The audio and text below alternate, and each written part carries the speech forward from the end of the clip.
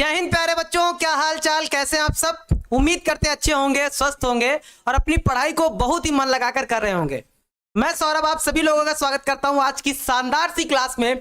बच्चों आज हम लोग करने वाले हैं संबंध एवं फलन के ऑब्जेक्टिव प्रश्न। तो भाई जल्दी जल्दी से इस क्लास में जुड़ जाइए और फिर शानदार तरीके से सभी ऑब्जेक्टिव प्रश्नों को देखा जाएगा। हर एक प्रश्न को डिटेल में एकदम एक्सप्लेन किया जाएगा कि किस तरह से ऑब्जेक्टिव आते हैं इस चैप्टर से और आपको किस तरह से बनाने हैं। हर एक टॉपिक को, हर एक क्वेश्चन को बहुत ही बेहतरीन तरीके से डिस्कस किया जाएगा। तो भाई सभी बच्चे जल्दी से इस क्लास में जुड़ जाइए और सभी बच्चों से मैं रिक्वेस्ट करूंगा कि बच्चों एक बार इस क्लास को शेयर कर दीजिएगा। और जिन बच्चों ने अभी तक क्लास को लाइक नहीं किया तो बच्चों जल्दी से क्लास को लाइक कर दीजिएगा। और लाइक क्योंकि आपकी अटेंडेंस बताती है, तो फटाफट अपनी अटेंडेंस लगा लीजिए और अपने सभी दोस्तों में इस क्लास को ज्यादा से ज्यादा शेयर करिए ताकि अधिक से अधिक बच्चे इस क्लास में जुड़ पाए और सभी प्रश्नों को बहुत ही शानदार तरीके से बना पाए। मैं सभी बच्चों को सुबह की गुड मॉर्निंग करता हूं। बच्चों गुड मॉर्निंग, जय श्री राम, राधे राधे, नमस्ते, कैसे हैं आप सब। गुड मॉर्निंग बच्चों, गुड मॉर्निंग। थोड़ा सा लेट हुआ इसके लिए मैं क्षमा प्रार्थी हूं क्योंकि थोड़ा सा क्लास खत्म होती है तो उसका पीडीएफ सेव करके भेजना पड़ता है, फिर नई क्लास लगाने के लिए पीडीएफ लगाना पड़ता है, तो उसके लिए भाई थोड़ा सा लेट हो गया। इसके लिए मैं आप लोगों से एक बार क्षमा प्रार्थी हूं, है ना। और मैं चाहूंगा कि सभी बच्चे जो है एक बार क्लास को अच्छे से एक बार शेयर कर दे। और क्या आप लोग रेडी हैं ऑब्जेक्टिव प्रश्नों को बनाने के लिए, ये भी एक बार जल्दी से कमेंट करके बता दीजिए यस सर, हम आज जो है पूरी तैयारी के साथ आए हैं और इस चैप्टर को पूरा रिवाइज करके आए हैं, रिवीजन करके आए हैं, तो सभी प्रश्नों को आराम से आज बना पाएंगे। कॉपी पेन भी उठा लीजिए क्योंकि जब साथ में बनाएंगे ना तो और मजा आने वाला है, ठीक है। तो बच्चों एक बार भाई सभी बच्चे लाइक कर दीजिए और क्लास को शेयर भी करिएगा ताकि मैक्सिमम बच्चे इस क्लास में जुड़ पाए। हाँ भाई चलिए रेडी, स्टार्ट किया जाए। तो चलिए भाई अब क्लास को स्टार्ट करते हैं। और मैं क्लास में स्टार्ट करने से पहले मैं एक बार बच्चों से कहूंगा कि बच्चों एक बार जरा है आप लोग क्लास को शेयर करिएगा अपने व्हाट्सएप पे, इंस्टा पे, जहां भी आप शेयर कर सकते हैं जल्दी से शेयर कर दीजिएगा। और आज जो है हम लोग पढ़ने वाले हैं संबंध एवं फलन यानी कि रिलेशन एंड फंक्शन के हम लोग ऑब्जेक्टिव प्रश्न करने वाले हैं। चलिए भाई देखा जाए कि पहला प्रश्न हमारे पास कौन सा आ रहा है। बच्चों पहला प्रश्न कुछ ऐसा है, ध्यान से देखो।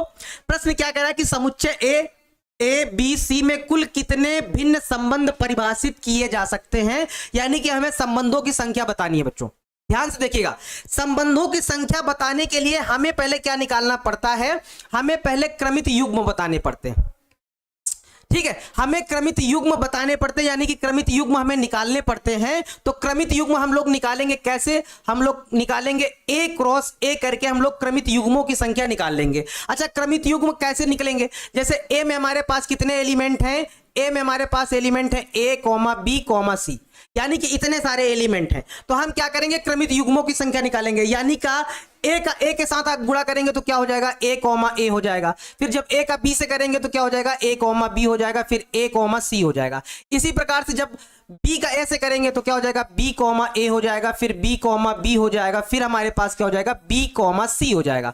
फिर जब सी के साथ निकालेंगे तो सी कॉमा ए हो जाएगा, सी कॉमा बी हो जाएगा और सी कॉमा सी हो जाएगा। यानी कि बच्चों अगर इसमें देखें तो हमारे पास क्रमित युग्मों की संख्या कितनी हो जाएगी, 1 2 3 4 5 6 7 8 9 हो जाएगा। यानी कि अगर हम क्रमित युग्मों को निकालें ए क्रॉस ए से तो हमारे पास कुल कितने क्रमित युग्म मिलेंगे, 9 मिलेंगे, है ना। तो अब यहां से अगर हम संबंधों की बात करें, यहां से अगर हम संबंधों की बात करें कि कितने संबंध परिभाषित किए जा सकते हैं, तो बच्चों यहां से संबंध के लिए डायरेक्ट फार्मूला होता है कि संबंधों की संख्या अगर आपको निकालनी है तो संबंधों की संख्या के लिए आप डायरेक्ट फार्मूला लगाएंगे। फार्मूला क्या होता है हमारे पास फार्मूला होता है 2 की पावर n ए क्रॉस बी, यानी कि ए क्रॉस ए, क्योंकि यहां से ए क्रॉस ए में ही हमें क्रमित युग्म बताने थे, तो ये एक फार्मूला है। तो इसी फार्मूले में हम पुट कर देंगे, यानी कि हमारे पास क्या हो जाएगा, 2 की पावर 9 हो जाएगा। यानी कि हमारे पास कितने भिन्न संबंध परिभाषित किए जा सकते हैं, 2 की पावर 9, जिसकी वैल्यू 512 होती है। यानी कि 512 भिन्न संबंध परिभाषित किए जा सकते हैं। आपको कभी कभी ऑप्शन में ये देखने को मिलेगा और कभी कभी ऑप्शन में ये देखने को मिलेगा। तो यहां देखा जाए कौन सा ऑप्शन है, यहां पर हमारे पास 2 की पावर 9 है, यानी कि हमारे पास क्या हो जाएगा, कुल भिन्न संबंधों की संख्या कितनी हो जाएगी, 2 की पावर 9 हो जाएगी। और बच्चों कभी कभी ऑप्शन ऐसा भी मिलता है, ठीक है, यहां पे आप लोग जरा ध्यान दीजिएगा कि जब भी हमें भिन्न भिन्न संबंध निकालने होंगे तो पहले हमें क्या निकालना पड़ेगा, पहले हमें क्रमित युग्म निकालना पड़ेगा, उसके बाद फिर ये फार्मूला है, इस फार्मूले में आप रख देंगे। ठीक है, समझ गए बात, अच्छे से समझ में आ गया है। चलिए अगला प्रश्न बच्चों देखा जाए, सेम इसी प्रकार का है, बस थोड़ा सा बदल गया है। यहां पर हमारे पास जो अवयव थे वो ए बी सी करके थे, यहां पे जरा देखो तो अवयव क्या है, 1 2 3 में कुल कितने भिन्न संबंध परिभाषित किए जा सकते हैं। तो आप कहेंगे सर ये बिल्कुल उसी प्रकार का सवाल है, बस थोड़ा सा इसमें बदला गया है, थोड़ा सा कलाकारी की गई है, तो कोई बात नहीं। जब हम ए क्रॉस ए निकालेंगे तो हमारे पास जो नंबर ऑफ क्रमित युग्मों की संख्या आएगी वो कितनी आएगी, तो आप कहेंगे सर 9 आएगी। तो यहां पर भी संबंधों की संख्या कितनी हो जाएगी बताओ जरा, तो आप कहेंगे सर यहां पर भी संबंधों की संख्या जो है वो सर ये होगी कि 2 की पावर 9 हो जाएगी, यानी कि 2 की पावर 9 यहां ऑप्शन में दिखाई दे रहा है। तो सर ए वाला आंसर जल्दी से टिक कर दीजिए, फटाक से आगे बढ़ जाइए, है ना, खटाक से आगे बढ़ जाइए। आप लोग क्रमित युग्म बहुत आसानी से निकाल सकते हैं, 1 2 3, ये तो आपने पूरे चैप्टर में पढ़ा है कि 1 2 3, और यहां पे क्या हो जाएगा 1 2 3 हो जाएगा। जब भी आपको क्रमित युग्मों की संख्या निकालनी है, यानी कि ए क्रॉस ए, तो इसको बहुत डिटेल में एक्सप्लेन किया गया था, ए का 1 से, ए का 2 से, ए का 3 से, मतलब 1 का 1 से, 1 का 2 से, 1 का 3 से, फिर 2 का 1 से, 2 का 2 से, 2 का 3 से, फिर क्या कहेंगे, फिर हमारे पास 3 का 1 से, 3 का 2 से, 3 का 3 से, इस तरह से 9 संबंध मिलते हैं। ठीक है, चलिए आगे देखो बच्चों, अगला प्रश्न क्या कह रहा है, जरा ध्यान से देखिएगा। सभी बच्चे एक बार प्रश्न को बनाने का प्रयास करिएगा कि सर ये वाला प्रश्न तो हम भी बना सकते हैं। जरा देखा जाए, आज कलाकारी आप लोगों की देखी जाए, जरा क्या होगा देखो। तो कह रहा है कि मान लीजिए कि समुच्चय n में हमारे पास क्या दिया गया है, a, b सच दैट, जहां पे जो संबंध का कुछ फॉर्मूला दे रखा है कि आपको वैल्यू कैसे निकालनी है, a बराबर b माइनस 2 दे रखा है, और ये भी कह रहा है कि b का मान आपको 6 से बड़ा रखना है, यानी कि b का मान 6 से बड़ा रखना है, और a के मान के निकालने के लिए ये हमको संबंध दे रखा है कि a बराबर क्या है, b माइनस 2 है। ठीक है, चलिए अच्छा b का मान जब 6 से बड़ा रखेंगे तो यानी कि b का मान जब 7 रखेंगे तो a का मान कैसे निकलेगा, 7 में 2 घटाएंगे तो 5 करके निकलेगा। तो क्या 5 कामा 7 ऑप्शन में दिखाई दे रहा है, आप कहेंगे सर ऐसा बिल्कुल नहीं है, कहीं ऑप्शन में नहीं है। ठीक है, तो अब 7 से फिर बढ़ाएंगे, b का मान अगर हम 8 रखेंगे तो a का मान कितना निकलेगा, सर यहाँ 8 में 2 घटेगा, क्योंकि b का मान हम 8 रख रहे हैं, तो 8 में 2 घटेगा तो a का मान हमारे पास कितना आएगा, 6 आएगा, है ना। तो यहां से बनेगा क्या बिंदु हमारा बनेगा 6,8 बनेगा, क्योंकि a, b होता है ना, होता क्या है a, b होता है। तो a का मान कितना आया 6, b का मान कितना आया 8, तो 6,8 आपको क्या दिख रहा है, बिल्कुल दिख रहा है, 6,8 बिलोंग्स टू r, यानी कि ये जो हमारे पास संबंध दिया गया है इस अकॉर्डिंग जो हमारा कौन सा ऑप्शन सही होगा, ए वाला आंसर हमारा बिल्कुल करेक्ट हो जाएगा, है ना, ए वाला आंसर बिल्कुल करेक्ट हो जाएगा।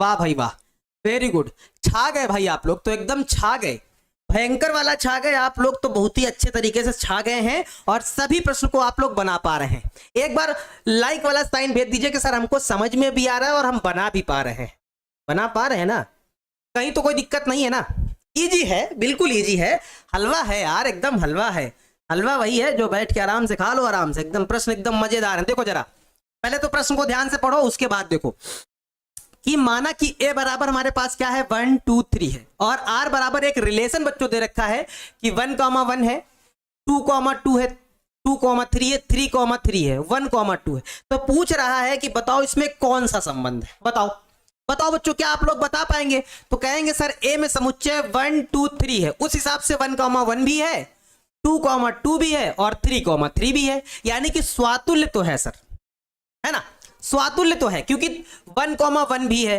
2,2 भी है, 3,3 भी है, यानी कि सर स्वातुल्य वाली कंडीशन तो पूरी पूरी फॉलो हो रही है। क्या सम्मित है उसको देखा जाए, 2,3 है लेकिन 3,2 कहीं पर भी नहीं है, यानी कि सम्मित नहीं भैया, सम्मित नहीं है। तो क्या संक्रामक है उसको भी जरा देखा जाए। अच्छा, अगर हमारे पास 2, अगर हमारे पास देखो ध्यान से, यहां से ध्यान से देखना, अगर हमारे पास 1,2 है और 2,3 है, देखो यहां हमारे पास क्या है 1,2 है और यहां से देखो आप क्या है कि 2,3 भी है, तो उस हिसाब से 1,3 भी होना चाहिए।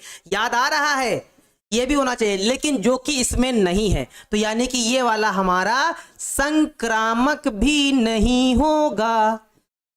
नहीं होगा ना, नहीं होगा ना, क्योंकि ये वाला जो एलिमेंट है, ये वाला जो एलिमेंट है वो बिलोंग नहीं कर रहा है आर में। जब बिलोंग नहीं कर रहा है आर में तो संक्रामक नहीं है, तो सिर्फ क्या है, केवल स्वातुल्य है, यानी कि ए वाला कंडीशन हमारी बिल्कुल करेक्ट हो जाएगी, है ना। ए वाली कंडीशन हमारी बिल्कुल सही हो जाएगी एकदम अच्छे तरीके से। समझ में आया।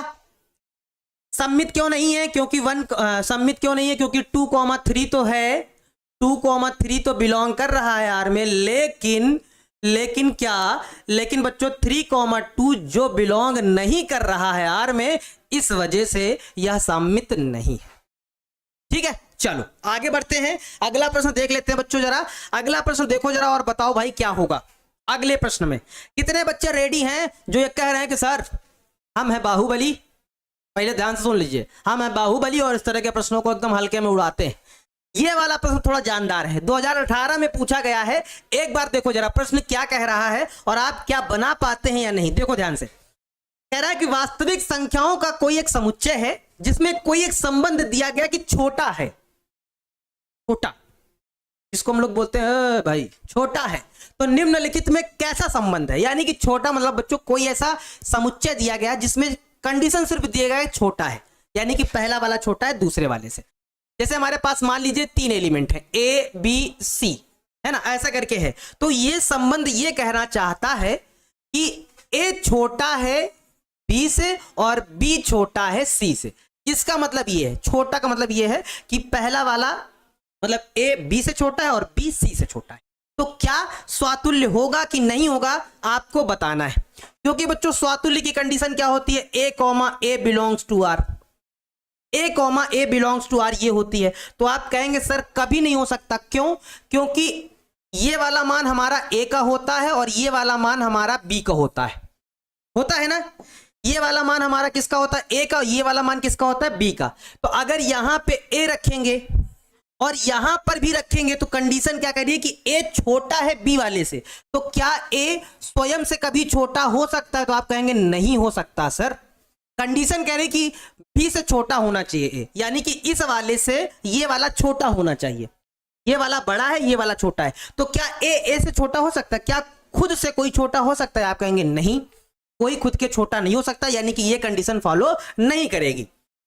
अच्छा दूसरा देखा जाए जरा सम्मित वाली, कि सर ए कॉमा बी बिलोंग करेगा आर में, क्योंकि ए छोटा है बी से, जो ये कंडीशन कह रही है ए छोटा है बी से, ये तो कंडीशन फॉलो करेगी। क्या बी कॉमा ए बिलोंग करेगा, बच्चों बताओ क्या ए कॉमा बी बिलोंग करेगा या नहीं करेगा, आप बताइए। क्या बी कॉमा ए बिलोंग करेगा।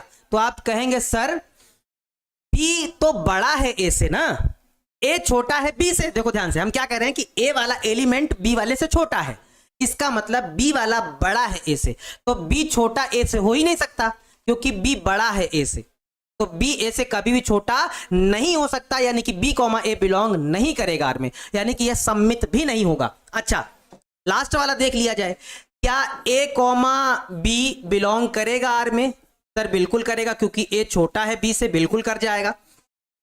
और आगे मान लेते हैं क्या बी कॉमा सी बिलोंग करेगा आर में। सर बिल्कुल कर जाएगा, क्योंकि बी छोटा है सी से, बिल्कुल कर जाएगा। तो क्या उस हिसाब से बच्चों, क्या उस हिसाब से क्या ए और सी भी बिलोंग करेगा आर में। बिल्कुल कर जाएगा सर, ए कॉमा सी बिलोंग कर जाएगा आर में, क्योंकि ए छोटा है सी से।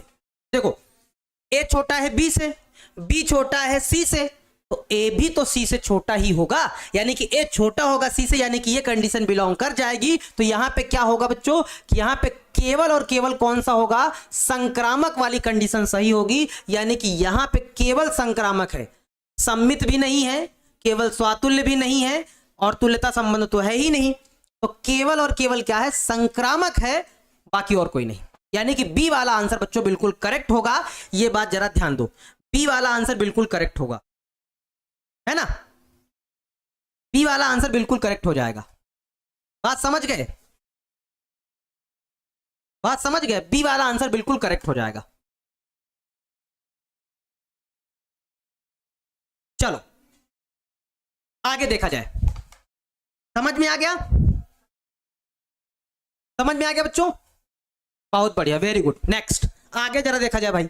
अगला प्रश्न बच्चों ये क्या कह रहा है, एकदम बढ़िया। यहाँ पे सिर्फ पूछ रहा है क्रमित युग्मों की संख्या बताना है, ए क्रॉस बी बताना था। यार 11th में पढ़े हो यार तुम लोग, ये वाली चीज तो 11th में पढ़े हो कि सर ए क्रॉस बी, इसमें कितने एलिमेंट है 3, इसमें कितने हैं 2, तो हमें एन ए क्रॉस बी बताना है गुरुजी। तो आप कहेंगे सर 3 गुणे 2 हो जाएगा, सर 3 दूनी 6 हो जाएगा। ये तो पढ़े हो है ना, 3 दूनी 6 यानी कि कौन सा, ए वाला आंसर बिल्कुल करेक्ट हो जाएगा, ना किसी प्रकार का झंझट ना टेंशन।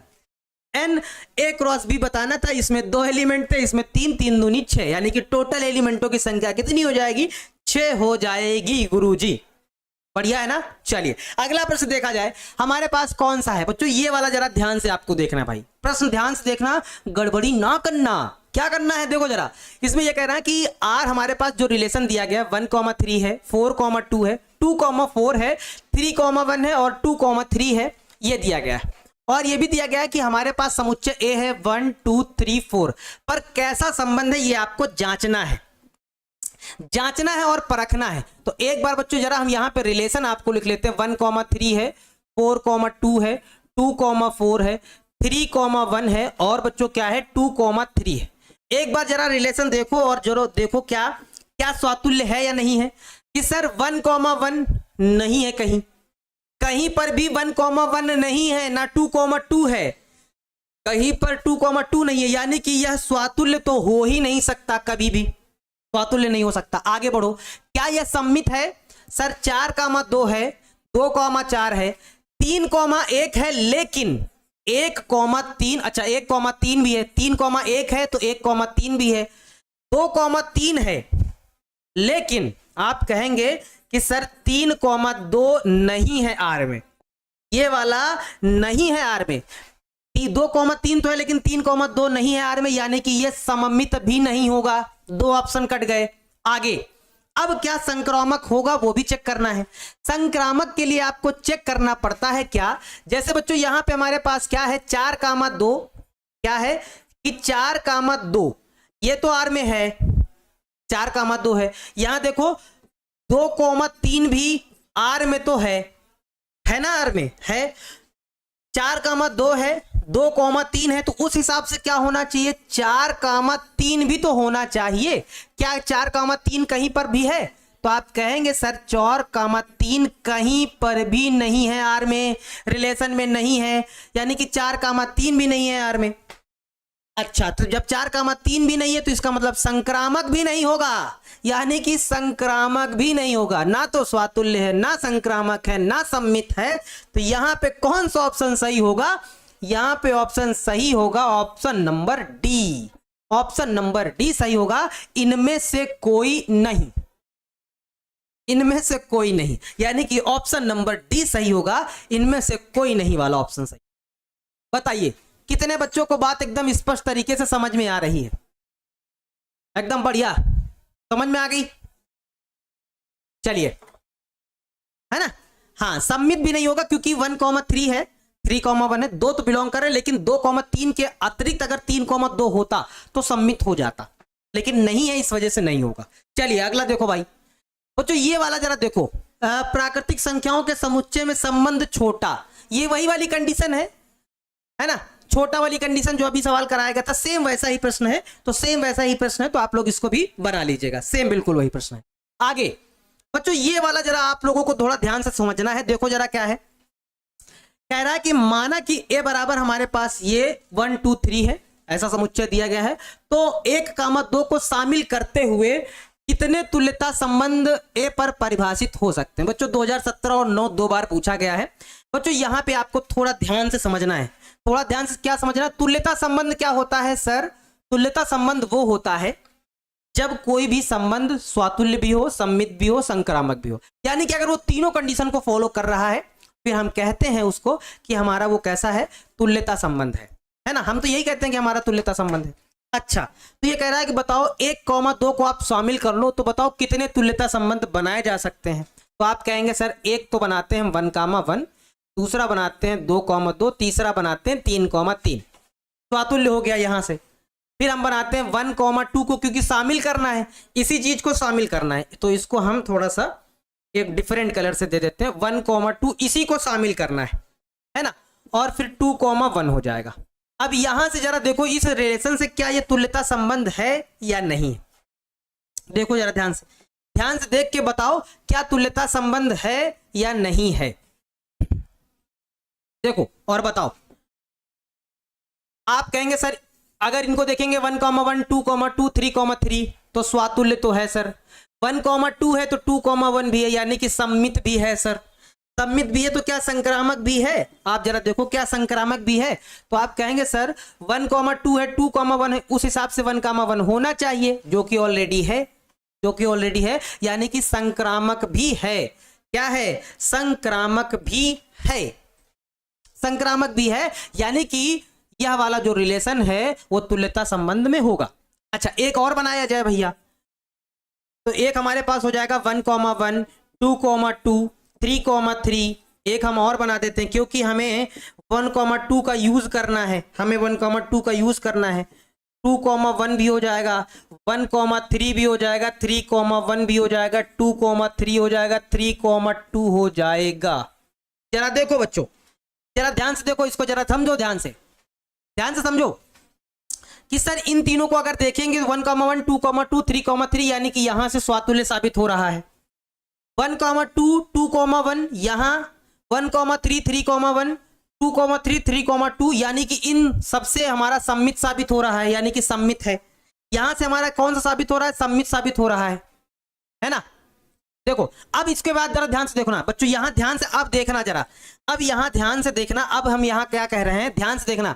हमारे पास क्या है? हमारे पास यहां है 2,3 है, या ऐसे देखो हमारे पास यहां पे क्या है, हमारे पास हम ले लेते हैं, हमारे पास ये है और 1,2 ले लेते हैं। हमारे पास ये रहा 1,2 जो कि R में बिलोंग कर रहा है, और क्या ले लेते हैं 2,3 ले लेते हैं, 2,3 जो कि R में बिलोंग कर रहा है ना। और यहां से क्या देखना है आपको, 1,3 क्या R में है? तो आप कहेंगे सर 1,3 ये भी R में बिलोंग कर रहा है। ये देखो 1,3, ये देखो ये वाला आपको देखना है, कौन सा? ये वाला देखना है, ये वाला देखना है और ये वाला देखना है। 1,2 है 2,3 है तो 1,3 भी R में बिलोंग कर रहा है। यानी कि ऐसे हमारे पास कितने रिलेशन बनाए जा सकते हैं? तो ऐसे हमारे पास 2 संबंध बनाए जा सकते हैं जो स्वातुल्य भी होंगे, सम्मित भी होंगे, संक्रामक भी होंगे। यानी कि तुल्यता संबंधों की संख्या कितनी होगी बच्चों? 2 होगी। तुल्यता संबंधों की संख्या कितनी होगी? 2 होगी, है ना।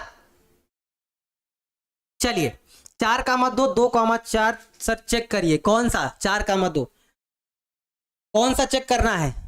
ये वाला 4,2 2,4 एक से नहीं देखते हैं बच्चों। यहां पे आपको देखना, जो बच्चे ये कह रहे हैं जिसमें बच्चों को डाउट है, थोड़ा हम सब क्लियर कर देते हैं इस वाले में। जैसे बच्चों आप कह रहे हैं सर 4,2 है 2,4 है, तो सिर्फ इसको थोड़ी देखना है। यहां से देखो अगर इन चारों एलिमेंटों में, ध्यान से देखो, पहले ध्यान से समझो, आप थोड़ा सा डाउट में आ गए हैं सर ऐसा क्यों। जैसे हमारे पास 1 2 3 4 है, अगर हमारे पास 4,2 है तो 2,4 भी है, ठीक बात है, यहां तक तो ठीक है। लेकिन और देखो ध्यान से, अगर 3,1 भी है तो इसका अपोजिट भी होना चाहिए। अगर ये ना होता, ये आगे वाला पूरा, अगर ये पूरा ना होता तो हम ये कह देते कि ये सम्मित है। अगर यहीं पे ब्रैकेट लग जाता तो हम ये कह देते कि ये सम्मित है। लेकिन यहां से ब्रैकेट नहीं लगा है, यहां से हमारे पास पता साथ में क्या है, 3,1 भी है, और क्या था 3,1 और 2,3 भी था। ये इतना आ गया, एक्स्ट्रा पार्ट आ गया। तो इस एक्स्ट्रा पार्ट को भी हम देखेंगे, मेंशन किया गया तो उसको हम जरा समझेंगे, उसमें भी देखेंगे। अगर 3,1 है तो फिर 1,3 भी होना चाहिए था, जो कि है, मान लिया, ये बात तो मान लिया। अगर 2,3 है तो 3,2 भी होना चाहिए था। अगर 2,3 है तो 3,2 भी होना चाहिए था, नहीं है, इस वजह से ये सम्मित नहीं होगा। अगर यहां पे ये चीज मेंशन ना की होती, अगर ये हटा दिया होता, ऐसे हटा दिया होता और ऐसे ब्रैकेट बंद कर दिया होता, तो हम ये कह देते कि वो सम्मित है। लेकिन अगर उस चीज को मेंशन कर दिया गया है तो उसका अपोजिट वाला पार्ट भी होना चाहिए। अगर नहीं है तो फिर वो सम्मित नहीं होगा। जैसे यहां पे इसका पार्ट मेंशन किया गया 2,3 है ना, ये पार्ट मेंशन किया गया तो इसका अपोजिट भी होना चाहिए था, जो कि नहीं है, तो वो वाला भी हमारा क्या होगा, सम्मित नहीं होगा। ये बात को थोड़ा ध्यान दो, कंफ्यूज मत हो, अपने आपस में कंफ्यूज मत होना, ठीक है। आने पे गड़बड़ी कर दोगे आप, कंफ्यूज नहीं होना है। देखो ध्यान से अगला वाला प्रश्न देखो, कह रहा है कि समुच्चय ए में हमारे पास 1 2 3 से ए पर एकेकी फलनों की संख्या क्या होगी, ये हमको बताना है। देखो ध्यान से देखो, जरा ध्यान से देखो, हमारे पास एकेकी फलनों की संख्या बतानी है। तो आप कहेंगे सर एकेकी फलनों की संख्या यानी कि प्रत्येक का प्रत्येक से संबंध, तो एक आपको दिखा देते हैं 1 2 3, जैसे ये लिखा हुआ है ना, ये लिखा हुआ है यहाँ पे 1 2 3। हमें एकेकी फलनों की संख्या बतानी है। 1 का 1 से हो जाएगा, 2 का 2 से हो जाएगा, 3 का 3 से हो जाएगा। 3 एकेकी फलन ये हो गए, 1 का 1, 2 का 2, 3 का 3। अच्छा इसमें एक और बना दे सकते हैं हम 1 2 3, एक हम और बना सकते हैं। कौन सा? हम बना सकते हैं 3 1 2 बना सकते हैं। 3 1 2 बना सकते हैं। 1 का 3 से एक अलग हो गया, 2 का 1 से एक अलग हो गया, 3 का 2 से एक अलग हो गया। यानी कि एकेकी फलनों की संख्या देखो 1 का 1 से, 2 का 2 से, 3 का 3 से, 1 का 3 से, 2 का 1 से और 3 का 2 से अलग अलग इमेज हो जाएगी। यानी कि 3 ये हमारे पास हो जाएंगे और 3 ये हमारे पास हो जाएंगे। तो 3 3 कितने हो जाएंगे? 6। तो एकेकी फलनों की संख्या यहाँ पे कितनी हो जाएगी? 6 हो जाएगी। एकेकी फलनों की संख्या कितनी हो जाएगी? 6 हो जाएगी, क्योंकि यहाँ 2 से 2 हो चुका है, तो अब यहाँ 2 से 2 नहीं होगा, है ना। चलो ओके ओके, क्लियर है, समझ में आ गई बात? ध्यान से देखो, अब आगे ध्यान से बनाते रहना भाई। अगला देखो, यहां पे कह रहा है कि यदि f सच दैट a से b एकेकी आच्छादक फलन है, तो हमको बताना इसमें कौन सी कंडीशन सही होगी। बच्चों एकेकी आच्छादक के लिए आप लोग क्या जानते हैं कि एकेकी आच्छादक के लिए आप लोगों ने बहुत अच्छे से पढ़ा था कि सर एकेकी भी हो और आच्छादक भी हो। इसका मतलब सर ये है 4 5 6 7 एकेकी भी हो और आच्छादक भी हो। इसका मतलब ये है कि सर ये इसका इससे संबंध हो, इसका इससे संबंध हो, इसका इससे संबंध हो, इसका इससे संबंध हो। यानी कि हर सिंगल का सिंगल से संबंध होना चाहिए। और सभी अवयवों का आच्छादक के लिए कंडीशन क्या थी कि जो हमारा ये सह प्रांत है इसके सभी एलिमेंट प्रांत से कनेक्टेड होने चाहिए, है ना। यही बात तो है। यानी कि अगर एकेकी भी है आच्छादक भी है, तो इसका मतलब ये है कि नंबर ऑफ जो एलिमेंट है ए के वो बिल्कुल बराबर होने चाहिए नंबर ऑफ एलिमेंट के बी के, तभी वो एकेकी और आच्छादक होगा। एकेकी, ध्यान देना, एकेकी का शब्द जुड़ा है यानी कि एक का एक से संबंध। तो अगर इसके एलिमेंट और इसके एलिमेंट बिल्कुल बराबर रहेंगे तभी तो Na बराबर होगा Nb के। बात समझो। अगर मान लो किसी में कम किसी में ज्यादा हो गए तो फिर वो एकेकी नहीं बचेगा, फिर वो बहु एकेकी हो जाएगा। इस वजह से एलिमेंटों की संख्या बराबर होनी चाहिए ए में और बी में, तभी वो एकेकी और आच्छादक दोनों होगा। तो इसका मतलब कौन सा? सी वाला आंसर बच्चों बिल्कुल करेक्ट होगा। बात समझे क्यों ऐसा कह रहे हैं? क्यों? बात समझ, हमारी बात समझ पा रहे हैं कि नहीं? अगर मान लो इसमें एलिमेंट ज्यादा हो गए तो फिर हमें किन्हीं 2 को 1 से कनेक्ट करना पड़ेगा, या इसमें एलिमेंट ज्यादा हो गए तो हमें 2 को किन्हीं 1 से कनेक्ट करना पड़ेगा, फिर वो एकेकी नहीं रहेगा, फिर वो बहु एकेकी हो जाएगा। इस वजह से, ठीक है। बात समझ में आई बच्चों? जरा बताइएगा कि हाँ सर हमको समझ में आई है बात, ठीक है। नेक्स्ट देखो ध्यान से, हाँ यहां पे जरा देखो ध्यान से। ये कह रहा है कि एफ ए से बी एक आंटू फलन होगा यदि 2009 16 19 में पूछा गया। आंटू फलन यानी कि सिर्फ ये आच्छादक के लिए कंडीशन दे रहा है। तो आच्छादक के लिए कंडीशन क्या होती है बच्चों? यहां पे सिर्फ आच्छादक कह रहा है, एकेकी नहीं कह रहा है, सिर्फ आच्छादक कह रहा है। तो इसको जरा ध्यान से समझो, ये हमारा ए है और ये वाला हमारा मान लो बी है। तो आच्छादक के लिए हम लोग जानते थे, याद है ना, कि इस बी के यानी कि सह प्रांत के सभी अवयव प्रांत से कनेक्टेड होने चाहिए, यानी कि उनका रिलेशन होना चाहिए।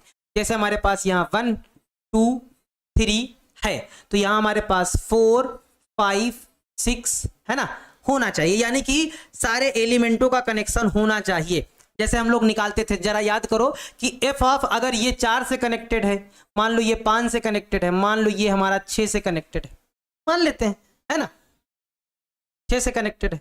ऐसा यहां भी एक और ले लेते हैं, 4 ले लेते हैं, है ना, मान लेते हैं 4 भी किससे कनेक्टेड है? 6 से कनेक्टेड, है ना, ऐसे मान लेते हैं। तो आप कहेंगे सर एफ ऑफ 1 पर वैल्यू कितनी आ रही है? 1 पे 4 वैल्यू आ रही है। एफ ऑफ 2 पे वैल्यू कितनी आ रही है? आप कहेंगे सर 5 वैल्यू आ रही है। एफ ऑफ 3 पे वैल्यू कितनी आ रही है? आप कहेंगे 6 आ रही है। एफ ऑफ 4 पे वैल्यू कितनी आ रही है? एफ ऑफ 4 पे वैल्यू कितनी आ रही है? आप कहेंगे सर 6 आ रही है। इसका मतलब बच्चों आप ये समझ पा रहे हैं कि फंक्शन हमेशा सह प्रांत के बराबर होता है, यानी कि फंक्शन पर जो वैल्यू मान निकालते हैं वो प्रांत के मतलब प्रांत में, क्योंकि कनेक्टेड तो होगा ही, आच्छादक के लिए इसके सारे एलिमेंट कनेक्टेड होंगे ही, अगर नहीं कनेक्टेड तो फिर वो आच्छादक ही नहीं है। बात ध्यान से समझो हम क्या कह रहे हैं। कहने का मतलब है फलन पर अगर आप कोई भी मान निकालेंगे तो वो सह प्रांत में जरूर होगा। इसका मतलब बच्चों यहां से ये निकल के आ रहा है कि f ऑफ a, क्योंकि ये वाला a है, वो हमेशा किसके बराबर होता है, वो b के बराबर होता है। यानी कि अगर आच्छादक फलन होगा तो f ऑफ a फंक्शन पर वैल्यू b में बिलोंग करेगी, यानी कि b के बराबर होगी। यानी कि हम ये कह सकते हैं अगर सिर्फ हमारा आच्छादक फलन है तो f ऑफ a हमेशा बराबर होगा किसके, b के बराबर होगा, यानी कि हमारा b वाला आंसर बिल्कुल करेक्ट हो जाएगा। हाँ, b is a right answer, b is a right answer. अच्छा, इसमें उसमें थोड़ा सा डिफरेंस है। उसमें एक है कि आच्छादक था, इसमें सिर्फ आच्छादक के लिए कंडीशन था, तो इसमें ये वाली एक्स्ट्रा कंडीशन हम जोड़ दी ताकि आप लोग अच्छे से समझ जाएं।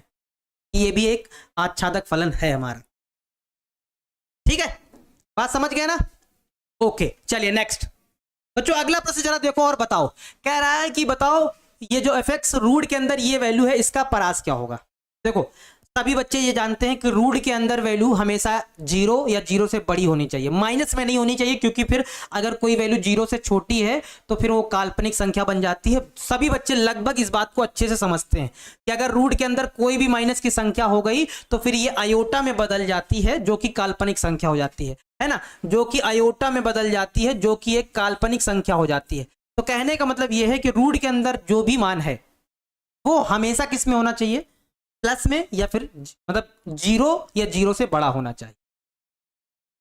सर आप अच्छे से मैथ का कॉन्सेप्ट नहीं बताते हैं, आप बताओ इसमें क्या नहीं बता रहे, सब कुछ तो अच्छे से सिखा रहे हैं, आपको क्या दिक्कत है, आपको क्या नहीं समझ में आ रहा है। आपने स्टार्टिंग से क्लास की होगी तो आपको स्वातुल्य वाली भी कंडीशन याद होगी, सम्मित वाली भी याद होगी, संक्रामक वाली भी याद होगी, इसलिए हमने कहा था कि रिवीजन करके आना। आप रिवीजन आप नहीं किए होंगे तो फिर आपको नहीं समझ में आ रहा होगा। अब बताओ, अब इसमें हम क्या कर सकते हैं आपके लिए, बताइए। हम तो पूरा समझा रहे हैं, हर एक प्रश्न को डिटेल में बता रहे हैं। अब जैसे ये वाला है, हम बता रहे हैं कि रूट के अंदर माइनस में कभी नहीं हो सकता, 0 हो सकता है, 0 से बड़ा हो सकता है। कहने का मतलब ये जो वैल्यू है कौन सी, x माइनस वन, जैसे ये वाला है, ये x माइनस 1, 3 माइनस x, ये वैल्यू 0 से बड़ी या फिर बराबर हो सकती है, 0 से बड़ी या फिर बराबर हो सकती है। यहां से आप ये कह सकते हैं कि उस हिसाब से जो होगा x माइनस 1, ये भी वैल्यू बड़ी या बराबर होगी 0 के, बिल्कुल। तो इसका मतलब ये क्या हो जाएगा कि x का मान जो होगा वो क्या होगा, इसको उधर भेजेंगे तो हमारे पास क्या हो जाएगा, x का मान हो जाएगा बड़ा या बराबर हो जाएगा 1 से, ठीक है। यहां से जब निकालो तो हमारे पास क्या होगा, 3 माइनस एक्स, ये बड़ा या बराबर होगा 0 के, यानी कि यहां से हम क्या निकाल सकते हैं, x जो है बड़ा या बराबर है किसके, 3 के, है ना। तो अगर ऐसा केस आता है तो आप लोग ब्रैकेट को बनाना अच्छे से सीखे हैं ना, सीखे कि नहीं सीखे। जब बराबर का निशान लगा होता है तो बड़ा वाला ब्रैकेट लगाते हैं, है ना, यानी कि 1 भी लिया जाएगा और 3 भी लिया जाएगा, यानी कि इसका जो हमारा डोमेन होगा, जो प्रांत होगा बच्चों, वो क्या होगा, 1 से 3 तक होगा, 1 से 3 तक होगा। तो कौन सा होगा बताओ 1 से 3 तक, ये वाला, यानी कि ए वाला ऑप्शन हमारा बिल्कुल करेक्ट हो जाएगा। जो हमारा डोमेन होगा, जो प्रांत होगा, वो 1 से 3 तक होगा। सिंपल सी बात है, ठीक है। चलिए, बात समझ गए, एकदम क्लियर बात समझ गए। ओके, नेक्स्ट चलो आगे देखो, जरा देखो ध्यान से। अब ये वाला प्रश्न आप लोगों को बताना है, जरा ध्यान से देखो, जरा ध्यान से सीखो। इस वाले प्रश्न को आप कैसे बनाएंगे, जरा ध्यान से देखो। कह रहा है कि fx plus 2f of 1 minus x बराबर एक्स स्क्वायर प्लस 2 है ना। तो x बिलोंग कर रहा है r में, तो fx का मान हमको बताना है।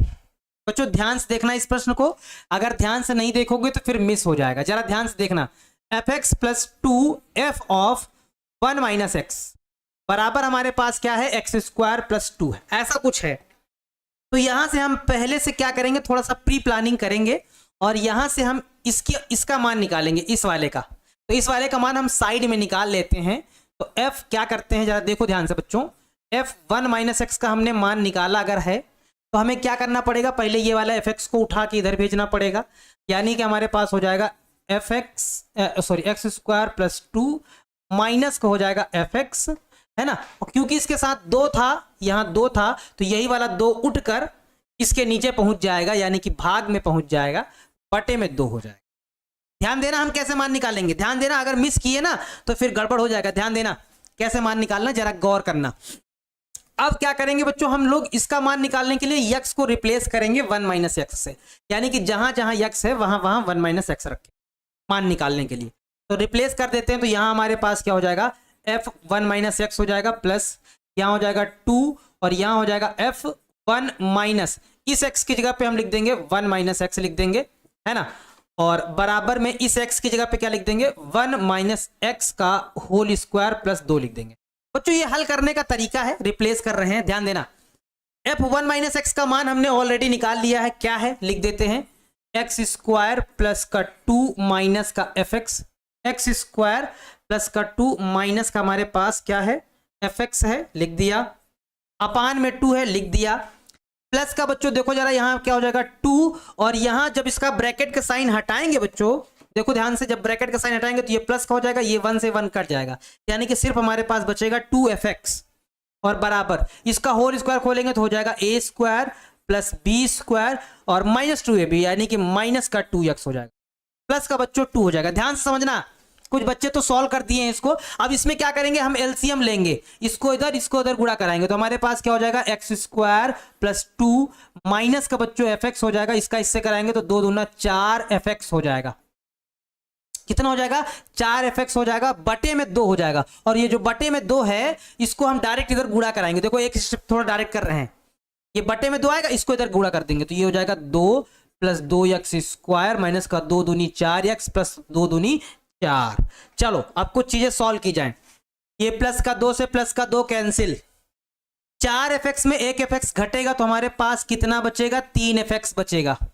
ये एक्स स्क्वायर जो बच्चों है ये उठकर उधर जाएगा, तो 2x स्क्वायर माइनस का x स्क्वायर, ये रहा माइनस का 4x और प्लस का 4 हो जाएगा, तो 2x स्क्वायर में 1x स्क्वायर घटेगा, यानी कि 3fx बराबर सर 1x स्क्वायर बचेगा, माइनस का 4x बचेगा, प्लस बच्चों इस 4 को पता क्या लिख लेंगे हम, 2 का स्क्वायर लिख लेंगे। क्यों ऐसा किए, देखो a square plus B square minus का 2ab, यानी कि इसी में शामिल है, यानी कि हमारे पास क्या हो जाएगा, 3fx बराबर ये क्या बन जाएगा हमारे पास, ये बन जाएगा x माइनस 2 का होल स्क्वायर, फिर 3 को नीचे फेंक देंगे, यानी कि fx बराबर बच्चों कितना हो जाएगा, 1/3 x माइनस 2 का होल स्क्वायर हो जाएगा, यानी कि 1/3 x माइनस 2 का होल स्क्वायर। बच्चों कौन सा हमारा जो सी वाला आंसर है, ये वाला जो सी वाला आंसर है वो बिल्कुल करेक्ट हो जाए, सी वाला आंसर जो है वो बिल्कुल करेक्ट हो जाए,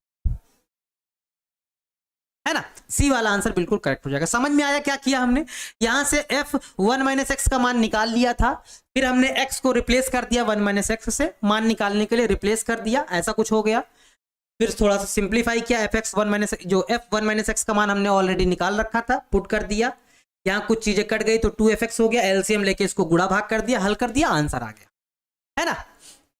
किसी को कोई दिक्कत तो नहीं है बच्चों, समझ में आ गई बात, हाँ ठीक है। चलो सर समझ में नहीं आ रहा है, आदित्य कुमार जी समझ में नहीं आ रहा है, अब इसके लिए यार हम क्या कह सकते हैं आपको, आदित्य जी अगर आपको समझ में नहीं आ रहा है तो इसके लिए हम ये कहेंगे कि थोड़ा सा अगर आप स्वातुल्य वाली कंडीशन, सम्मित वाली कंडीशन और संक्रामक वाली कंडीशन एक बार फिर से अगर आप रिवाइज कर लेंगे, देख लेंगे, तो हो सकता है आपको थोड़ा सा समझ में आए, क्योंकि भाई देखो ऑब्जेक्टिव बनाने के लिए जो आपने पूरा चैप्टर अच्छे से पढ़ा है उसके कॉन्सेप्ट आपको याद होने चाहिए, अगर याद नहीं है तो फिर टीचर इसमें कुछ नहीं कर सकता है। हाँ एक्सप्लेन कर रहे हैं हम, क्वेश्चन को समझने का प्रयास कर सकते हैं। देखो हमारे पास ये a बराबर क्या लिखा हुआ है, 1 2 3 लिखा हुआ है, जैसे मान लो हमारे पास एक कोई समुच्चय है, इसमें 1 2 3 लिखा हुआ है, ध्यान से समझना प्रश्न क्या कह रहा है, b हमारे पास कोई समुच्चय है और fx बराबर ये एक रिलेशन दिया गया है, तो f a से b कैसा फलन है ये आपको बताना है। अच्छा b हमको कैसे दिया गया, जरा देखो तो, जरा देखो तो b कैसा दिया गया है, हमारे पास 2 है, 5 है और 10 है और 17 है। बच्चों ध्यान से इस प्रश्न को समझना, फिर आप ये ना कहना कि समझ में नहीं आ रहा, ध्यान से समझो भैया, एकदम ध्यान से समझो। हमारे पास fx बराबर क्या दिया गया है, fx बराबर हमको दिया गया कि एक्स स्क्वायर प्लस 1 का आप यूज करिए, ठीक है, ये वाला हमारा a है, ये वाला हमारा b है, इससे हमारा फलन ही डिफाइन है f, ठीक है। ध्यान से देखो, यहां से ध्यान से देखो, जब हम 1 लेंगे, क्योंकि 1 यहां रखेंगे, तो 1 का स्क्वायर 1 होता है, प्लस 1 यानी कि 2 आएगा। तो 1 किससे कनेक्टेड है? 2 से, यानी कि 1 वाला 2 से कनेक्टेड है, कनेक्टेड कर दिया। 2 लेंगे जब बच्चों यहां पे 2 रख के देखो, जब हम 2 रखेंगे यहां तो 2 का स्क्वायर प्लस 1 यानी कि 2 का स्क्वायर कितना हो जाएगा? 4 प्लस 1 यानी कि 5 आएगा। यानी कि 2 का संबंध किससे है? तो आप कहेंगे सर 2 का संबंध 5 से दिखाई दे रहा है, तो 2 का 5 से कर दिया। चलिए 3 लेके देखिए ये वाला, तो जब 3 लेंगे तो 3 का स्क्वायर प्लस 1 यानी कि 9 प्लस 1 यानी कि 10 हो जाएगा। यानी कि 3 किससे कनेक्टेड है? 10 से। तो ये लो भैया 3 को हमने 10 से कनेक्ट कर दिया। अब इसके तो सारे एलिमेंट खत्म हो गए, देखो इसके तो सारे एलिमेंट खत्म हो गए, 17 शेष रह गया, यानी कि 17 अकेले बचा रह गया। अच्छा अब जरा देखो, यहां से जो बच्चे देख पा रहे होंगे जरा हमको एक बार बता दो बच्चों, यहां से आप क्या देख पा रहे हो? इस फलन को देखकर आप क्या अंदाजा लगा पा रहे हो कि ये कैसा फलन है?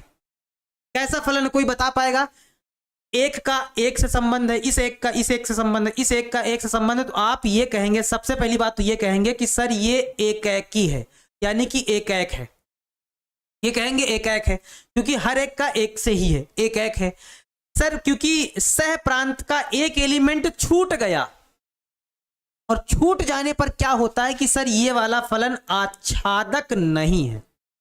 ये वाला फलन क्या होगा? आच्छादक नहीं होगा। तो जब आच्छादक नहीं होता है तो उसके अतिरिक्त कौन सा फलन होता है? अंतःक्षेपी होता है। अगर ये आच्छादक नहीं है तो ये फलन कैसा होगा? ये फलन हमारा अंतःक्षेपी होगा। कैसा होगा? अंतःक्षेपी, यानी कि एकैकी और अंतःक्षेपी फलन होगा। एकैकी अंतःक्षेपी यानी कि एकैक और अंतःक्षेपी फलन है, जो कि बहुत सारे बच्चे ऑलरेडी कह रहे थे, यानी कि करेक्ट आंसर दे रहे थे। जैसे आर्यन यादव जी इसका आंसर दे रहे थे, है ना, मिस्टर हैप्पी जी इसका आंसर दे रहे थे, हाँ बहुत बढ़िया।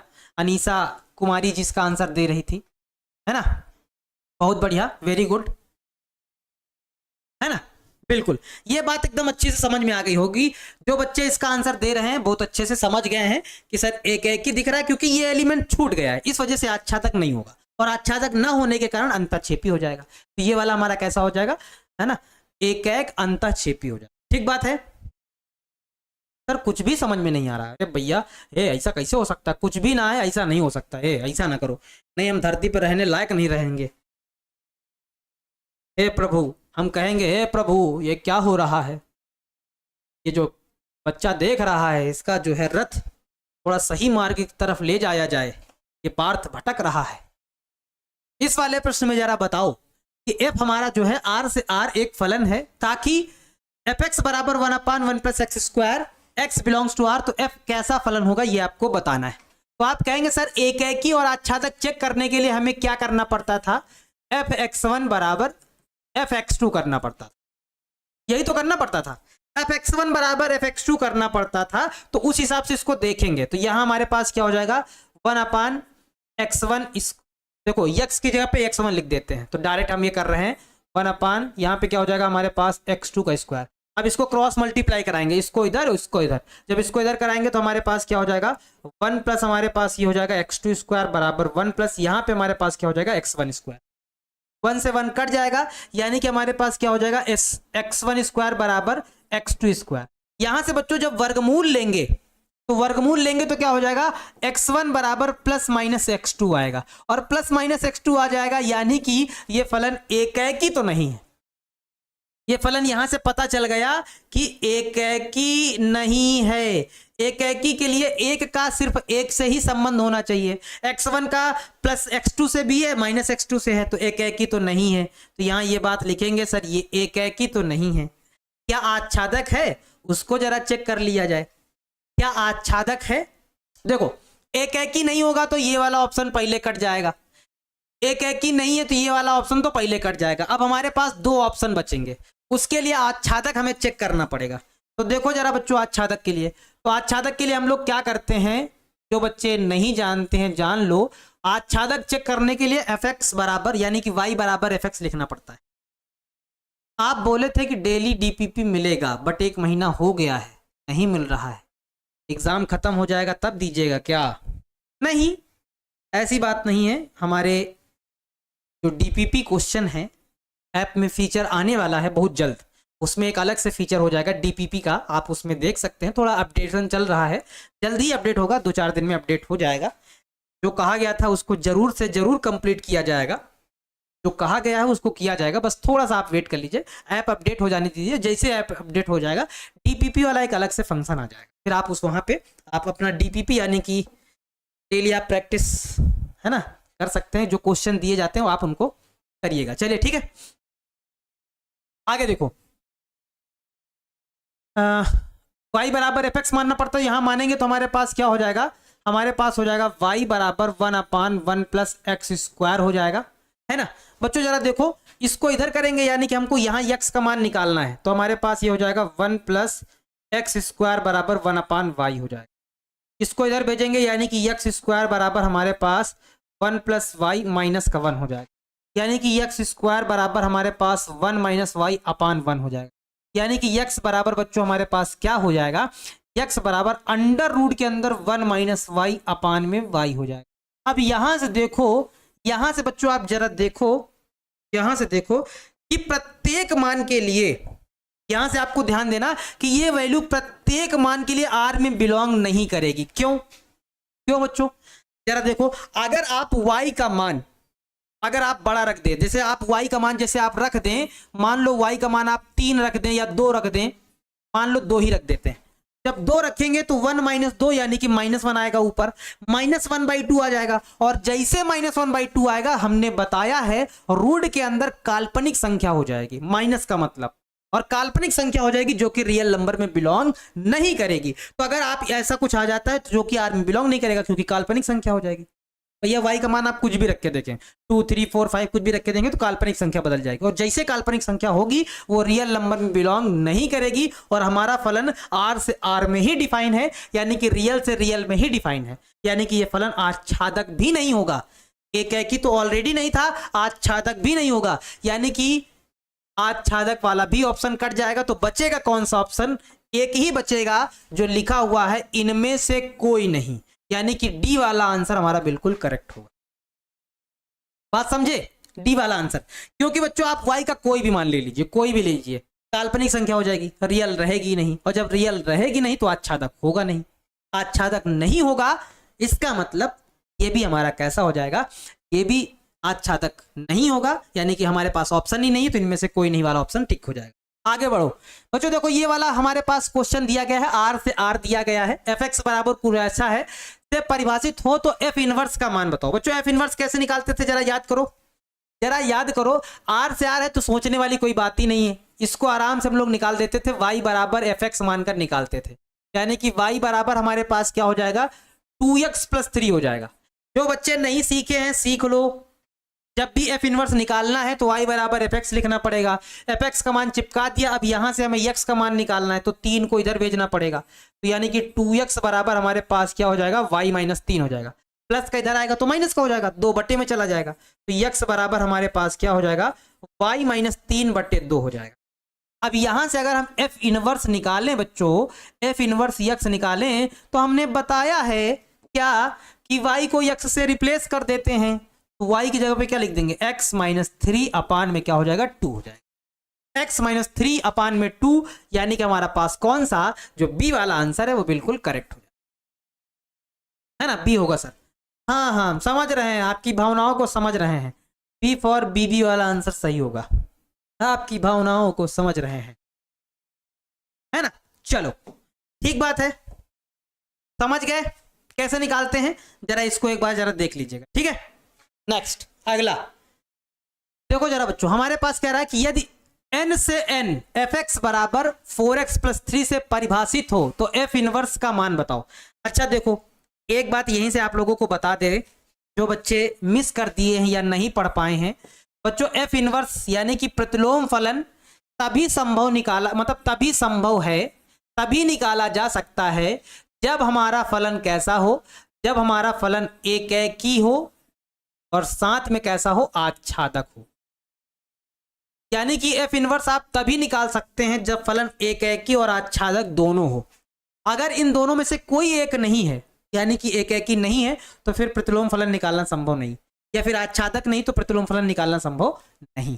जैसे यहाँ पे देखो नेचुरल से नेचुरल नंबर दिया गया, ध्यान देना, ध्यान से समझना बच्चों, नहीं तो फिर गड़बड़ करोगे आप लोग, आप तुरंत इसका आंसर देने लगोगे। fx बराबर हमारे पास क्या है 4x + 3 है। तो जब एक एक ही आप इसको चेक करेंगे तो एक एक ही चेक करने के लिए fx1 बराबर आपको क्या करना पड़ेगा fx2 करना पड़ेगा।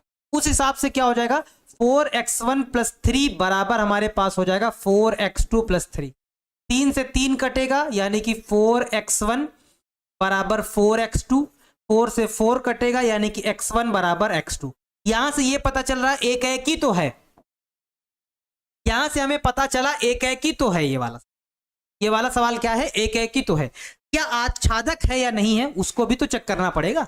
तो आच्छादक के लिए हम क्या करते हैं y बराबर हम पुट करते हैं fx, है ना, यानी कि y बराबर fx का मान देखो जरा हमारे पास क्या है 4x + 3 हो जाएगा। इस 3 को इधर भेजना पड़ेगा यानी कि हमारे पास हो जाएगा 4x बराबर y - 3 यानी कि x बराबर हो जाएगा y - 3 बटे में बच्चों हो जाएगा 4, बटे में कितना हो जाएगा 4। अब यहां से आप कहेंगे तुरंत, यहां से आप ये कहेंगे कि सर हमारे पास क्या कहेंगे कि सर यहां से हमारे पास क्या हो जाएगा, देखो ध्यान से x बराबर y - 3 बटे 4 हो जाएगा, है ना। देखो y का मान आप कुछ भी रखें क्योंकि हम जानते हैं हमारा फलन कैसा डिफाइन है, नेचुरल से नेचुरल में डिफाइन है, और ये वाला x की वैल्यू होती है और ये वाली y की वैल्यू होती है। सभी को पता है, पता है ना सभी को। अगर आप देखो y नेचुरल नंबर्स में आप कोई भी उठाएंगे, नेचुरल नंबर्स क्या होते हैं आप लोग जानते ही हैं 1 2 3 ऐसा करके चलते हैं।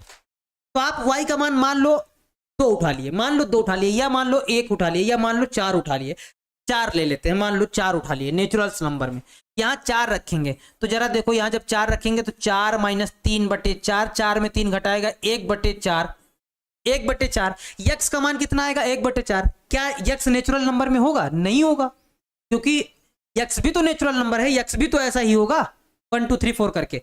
तो अगर वाई का मान आप नेचुरल नंबर से कोई भी उठा रहे हैं तो यक्स का जो मान आ रहा है वो नेचुरल नंबर में नहीं आ रहा है। इस हिसाब से ये कह सकते हैं बच्चों कि ये वाला जो फलन है वो आच्छादक नहीं होगा, आच्छादक नहीं होगा।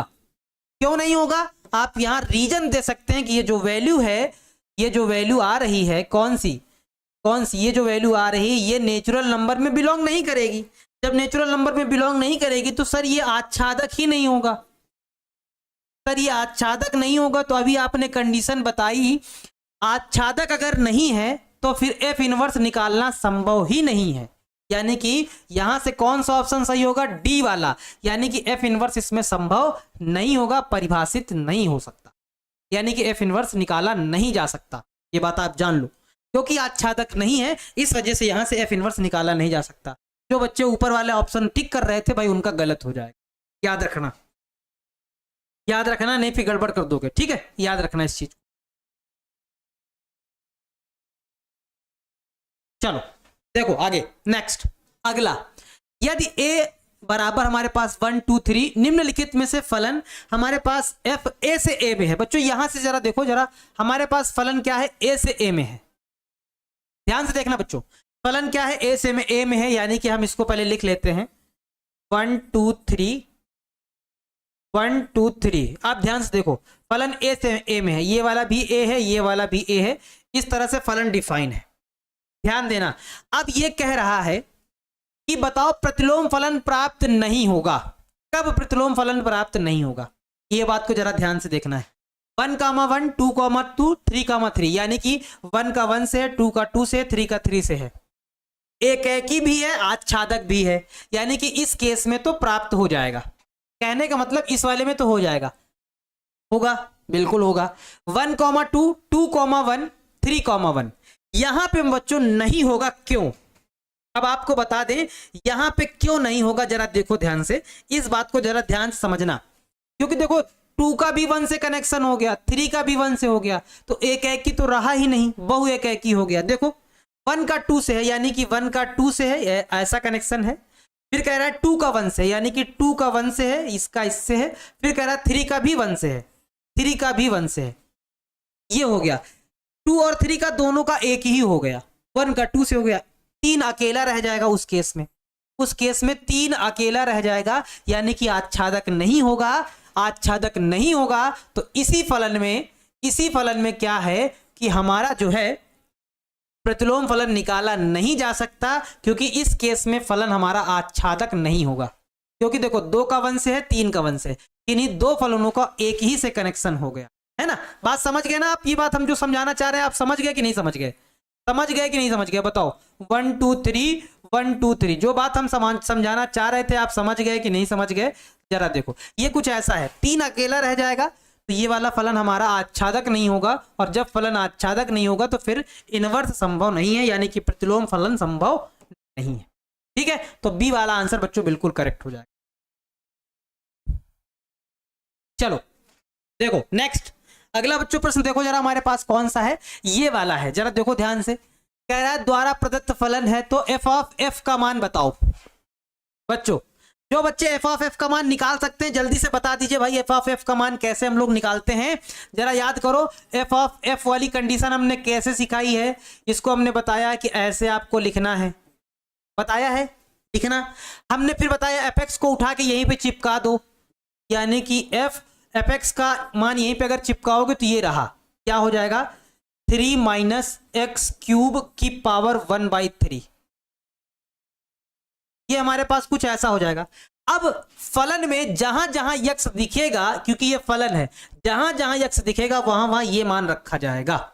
ध्यान से देखो हमारे पास क्या है, 3 है माइनस एक्स क्यूब है, यहां एक्स दिखा तो इस एक्स की जगह पे ये पूरा मान रखा जाएगा। रखो जरा, 3 minus x cube, 3 minus x cube है ना, की पावर 1/3।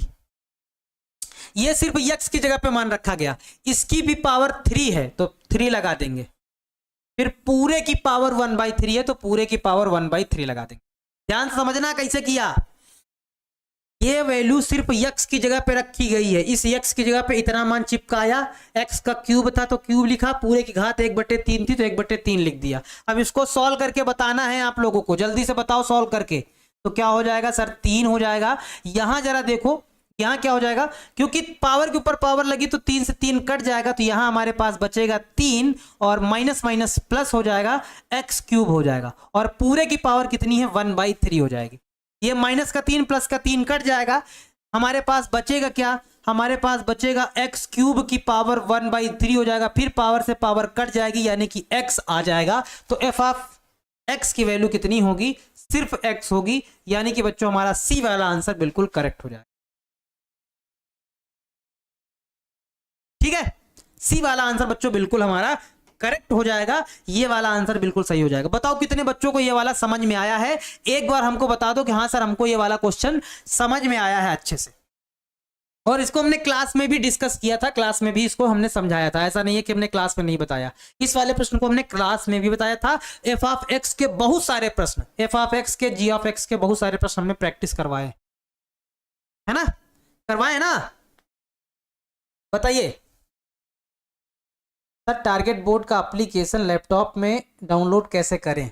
अच्छा, इसको जानकारी हम आपको दे देंगे कि कैसे लैपटॉप में कैसे डाउनलोड करना है, हम आपको इसको बताएंगे, है ना, टेक्निकल टीम से इसको देके हम इसको आपको जानकारी देंगे। ठीक है, चलो देखो बच्चों, देखो एफ एक्स बराबर जैसे ये है, जी एक्स बराबर ये है, तो कह रहा है एफ ऑफ जी का मान बताओ। जरा कितने बच्चे जो है बता सकते हैं, बताओ, जो बच्चे बता सकते हैं जरा बता दो कि sir F of G X का मान हमें बताना है, तो इसको हम लोग कैसे लिखते हैं, एफ ऑफ और इसको क्या लिख देते हैं, जी एक्स लिख देते हैं। अब क्या करेंगे, जी एक्स का मान यहीं पे चिपका देंगे, जी एक्स का मान चिपकाओ जरा, जी एक्स का मान ये रहा, क्या है, एक्स की पावर 1/3, जी एक्स का मान लिख दिया। अब बच्चों देखो जरा फंक्शन में कि एफ वाले फंक्शन में एक्स की जगह पे ये वाली वैल्यू रखनी है, तो हमारा ये वाला फंक्शन रहा, एक्स की जगह ये एक्स है, यानी कि इस वाले एक्स की जगह पे ये मान चिपकाना है, चिपकाओ भाई, यानी कि हमारे पास हो जाएगा 8 है तो 8 रहने दो, इस एक्स क्यूब की जगह पे क्या लिखना है, एक्स की पावर 1/3, और उसकी पावर 3 थी तो उसकी पावर 3 लगा देंगे, घात के ऊपर घात जब रहेगी तो गुणा कराएंगे तो ये बटे में ये ऊपर कट जाएगा, यानी कि हमारे पास सिर्फ कितना आएगा, 8x आएगा। कौन सा ऑप्शन, डी वाला आंसर हमारा बिल्कुल करेक्ट हो जाएगा। कौन सा, डी वाला आंसर हमारा बिल्कुल करेक्ट हो जाएगा। ठीक है, डी वाला आंसर हमारा बिल्कुल करेक्ट हो जाएगा, किसी भी तकलीफ के बिना डी वाला आंसर बिल्कुल करेक्ट हो जाएगा। चलिए अगला प्रश्न देख लिया जाए, हमारे पास क्या है। कह रहा है कि अगर आर से आर कोई हमारा फलन है, एफ एक्स बराबर 3x - 4 है, तो एफ इनवर्स का मान हमें बताना है ना, इसका मान हमें बताना है। चलो बताया जाए भैया। आर से आर है तो सोचने वाली कोई बात ही नहीं है, डायरेक्ट एफ इनवर्स निकालने के लिए y बराबर एफ एक्स मान लेते हैं और एफ एक्स का मान हम लोग पुट कर देते हैं क्या, 3x - 4। अब क्या करेंगे हम, -4 को उठा के इधर लाएंगे, यानी कि 3x बराबर हमारे पास हो जाएगा y + 4 हो जाएगा, 3 को बटे में भेज देंगे, यानी कि x बराबर हमारे पास y + 4 बटे 3 हो जाएगा। अब हम क्या करते हैं, y को x से रिप्लेस कर देते हैं, यानी कि f इनवर्स x बराबर क्या हो जाएगा, x + 4 बटे में 3 हो जाएगा, x + 4 बटे में 3 हो जाएगा। तो हमारे पास कौन सा, पहला ही वाला ऑप्शन दिखाई दे रहा है, तो पहला ही वाला ऑप्शन हमारा बिल्कुल करेक्ट हो जाएगा, है ना। बात समझ में आ रही है ना बच्चों? है मर्दे बतावा हो, बात समझ में आया कि नहीं है? सर हो गया, ठीक है सर। चैप्टर 2 ITF कितने दिनों में खत्म हो जाएगा? खत्म हो सकता है। ITF तो बढ़िया है और ITF इजी भी है, तो ऑन एवरेज मान के चलो कि 10 से 12 दिन तो लगेंगे ही बच्चों, क्योंकि उसको डिटेल में पढ़ना है ना, ऐसा तो है नहीं कि आप जल्दी जल्दी पढ़ना है, तो 10 से 12 दिन कम से कम लगेंगे, है ना। और उसको इतना डिटेल में पढ़ा जाएगा कि एकदम मजा आ जाएगी। वो वाला चैप्टर थोड़ा ईजी है तो समझ में भी अच्छा आएगा, तो 10 से 12 दिन कम से कम लगने। समझ में आ गया बच्चों ये वाला? अब तो एफ इनवर्स निकालने में कहीं आपको तकलीफ नहीं होगी। एफ इनवर्स निकालने में सोचना तब है जब यहां n से n आ जाए। क्या आ जाए? n से n आ जाए। r से r है तो सोचने की जरूरत ही नहीं, फटाफट निकाल दो। नेक्स्ट अगला, हाँ बच्चों ये वाला जरा बताओ, तो ये वाला जरा बताओ कैसा, हमारा कह रहा है कि कैसा फलन है, a बराबर ये समुच्चय है, b बराबर ये है, और रिलेशन हमको दे रखा है, फलन का रिलेशन हमको दे रखा है कि हमारे पास a का 1 से है और b का 2 से है और c का भी 2 से है। तो बताओ ये कैसा फलन है? तो आप कहेंगे सर ये तो एकदम इजी है, हम बता सकते हैं बिल्कुल। ये रहा a, ये रहा b, है ना। a में एलिमेंट कितने हैं? a में एलिमेंट है a b c, और इसमें एलिमेंट कितना है? 1 2 3 है। ये a है और ये हमारा b है। इससे हमारा कोई फलन डिफाइन है। देखा जाए, ये कह रहा है a का 1 से कनेक्शन है, यानी कि a का 1 से कर दिया, b का 2 से कर दिया, b का 2 से कर दिया, c का भी 2 से कर दिया, तो c का भी 2 से कर दिया, ये कर दिया ऐसा। अब देखो जरा, पहली बात तो इन्हीं दो का एक से कनेक्शन हो गया, तो एक एकी तो नहीं है, ये बहु एक एकी हो गया। ये कैसा हो गया? बहु एक एकी। और इसका एक एलिमेंट छूट गया, तो यहां से पता ये चल गया कि ये आच्छादक नहीं है। यहां से बच्चों हमको ये पता चला कि ये वाला कैसा है, हमारा आच्छादक नहीं है। यहां से ये जानकारी मिली, और ये जानकारी मिली कि ये बहु एक एकी है। तो जहां जहां एक एकी है उसको काट दो, एक एकी तो नहीं होगा, एक एकी तो नहीं होगा। अब बचा अनेक एकी या बहु एक एकी, बात एक ही बात है, अनेक एक या बहु एक एक। तो आच्छादक नहीं होगा, आच्छादक वाला ऑप्शन काट दो, तो बचा ये वाला ऑप्शन अनेक एकी, जो कि है 2 का 1 से कनेक्शन है, यानी कि अनेक एकी है, अंतःक्षेपी होगा। जब आच्छादक नहीं होगा तो कौन सा होगा? अंतःक्षेपी तो होगा। एक एकी नहीं होगा तो काटो, एक एकी काटो, आच्छादक नहीं होगा तो आच्छादक को काटो, अनेक एकी अंतःक्षेपी होगा, यानी कि हमारा कौन सा? बी वाला आंसर हमारा बिल्कुल करेक्ट हो जाएगा, है ना। चलिए थोड़े से प्रश्न बच्चों और बच्चे हैं, जल्दी से उनको भी कर लिया जाए, ज्यादा प्रश्न नहीं है, थोड़े से प्रश्न और हैं, जल्दी से उनको देख लिया जाए, ज्यादा टाइम नहीं लेंगे, 2-4-10 मिनट और लेंगे बस। हमारे पास कह रहा है कि fx1 बराबर fx2, x1 बराबर x2 है, तो f a से b में फलन कैसा होता है? बच्चों ये वाली तो कंडीशन ही दे दी है, एक एक ही फलन वाली कंडीशन। अगर fx1 fx2 के बराबर होता है, और उस केस में अगर x1 x2 के बराबर हो जाए, तो ये कंडीशन हमने आप लोगों से बताई थी, और कई सारे सवाल बताए थे कि ये कंडीशन किसकी होती है? एक एक फलन की होती है। यानी कि अगर कोई फलन एक एक ही होता है तो उस केस में क्या, अगर fx1 बराबर है fx2 के, तो फिर उस केस में x1 बराबर भी x2 के होना चाहिए। सर होना चाहिए, बिल्कुल सर। तो ये फिर एक ही वाली कंडीशन होती है ना, एक ही वाली कंडीशन लगा दे। चलो नेक्स्ट अगला बच्चों देखो जरा, ये कह रहा है कि r से r है, fx बराबर कुछ ऐसा परिभाषित हो तो f इनवर्स x का मान बताओ। बच्चों यहां से एक प्रश्न आना तय है, ये बात लिख के रख लो कि यहां से एक प्रश्न आना तय है, यानी कि 1 नंबर यहां से आपका एग्जाम में फिक्स है। हमारी बात नोट करके लिख लो, जो कि कई बार पूछा जाता है, तो आना तय है तो तय है।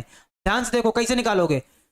इनवर्स निकालने के लिए y बराबर fx मानते हो, तो y बराबर क्या करोगे, हमारे पास क्या हो जाएगा 5x + 4 हो जाएगा। 4 को इधर भेजो तो y - 4 बराबर क्या हो जाएगा 5x हो जाएगा। अब 5 को भी इधर भेजो तो x बराबर हमारे पास क्या हो जाएगा y - 4 बटे में हमारे पास कितना हो जाएगा 5। अब x को y से रिप्लेस कर दो, f इनवर्स x बराबर रिप्लेस करोगे तो हमारे पास क्या हो जाएगा x - 4 बटे में क्या हो जाएगा 5 हो जाएगा, यानी कि y की जगह पे x रिप्लेस कर देंगे। तो x - 4 बटे 5 कहां दिख रहा है हमको, बी फॉर बीबी वाले ऑप्शन में दिखाई दे रहा है, तो बीबी वाला आंसर हमारा करेक्ट हो जाएगा, है ना। बी वाला आंसर बच्चों हमारा बिल्कुल करेक्ट हो जाएगा। बात समझ गए। चलिए यहां से 1 नंबर का प्रश्न बनता है, तो जो बच्चे देख पा रहे हैं वो 1 नंबर का प्रश्न यहां से आराम से बना सकते हैं, कोई तकलीफ उनको नहीं होने वाली है। ठीक है, चलिए नेक्स्ट अगला देखो जरा बच्चों। यदि फलन fn से n fx बराबर 2x + 3 से परिभाषित है, तो f इनवर्स 1x का मान बताना है। यहां से आपको थोड़ा ध्यान देना, क्योंकि n से n में है फलन बच्चों, गड़बड़ी नहीं करनी है, इस वजह से ध्यान से देखना है। क्या करेंगे सर fx, क्योंकि y बराबर हमारा क्या होता है fx होता है ना, यानी कि एक ही तो होगा, अच्छा तक सिर्फ चेक कर लिया जाए। तो हमारे पास क्या हो जाएगा y बराबर ये हो जाएगा 2x + 3 हो जाएगा, प्लस का 3 को इधर लेके आएंगे तो y - 3 बराबर सर हो जाएगा 2x हो जाएगा, यानी कि अगर बच्चों यहां से हम x बराबर निकालेंगे तो ये हो जाएगा y - 3/2 है ना। अब यहां से अगर आप देखो जरा कि अगर y का मान आप नेचुरल नंबर से उठाएंगे तो x का मान तो फ्रैक्शन में आ जाएगा, भिन्न में आ जाएगा। जब x का मान भिन्न में आ जाएगा तो आप ही कहेंगे कि सर y के सभी मान के लिए x का मान नेचुरल नंबर में बिलोंग नहीं करेगा। तो जब बिलोंग नहीं करेगा तो सर उस केस में ये आच्छादक नहीं होगा, सर उस केस में ये आच्छादक नहीं होगा, और जब आच्छादक नहीं होगा तो f इनवर्स निकालना संभव नहीं, यानी कि इस केस में क्या है कि यहां पे जो d है वो परिभाषित नहीं होगा। ध्यान से देखो, d परिभाषित नहीं होगा।